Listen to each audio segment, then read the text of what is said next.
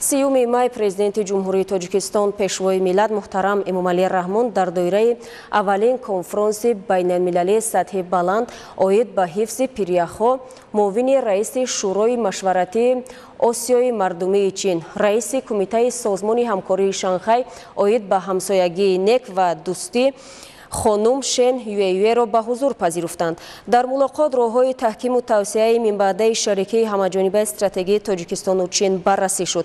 پرزیدنت کشور محترم امامعلی رحمان از رشد مناسبت‌های گوناگون جنبه تاجیکستان و چین بر اساس اصول همسایگی نک اظهار قناعتمندی نمودند. دستگیری دائمی یکدیگر از جمله تشبس‌های جهانی کشور ما در ساحه‌های آب و اقلیم همچنین تطبیق آنها تاکید کرده شد.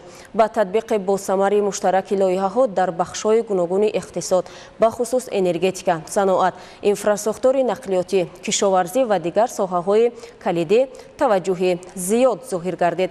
اطراف تشبس یک کمربند یک راه همکاری در چهارچوب سازمان همکاری شانگهای و قالب آسیای مرکزی چین تبادل افکار صورت گرفت. پیشنهاد گردید که بین حرکت وحدت ملی و احیای تاجیکستان و شورای مشورتی سیاسی مردم چین رابطه‌های کاری به راه مانده شود.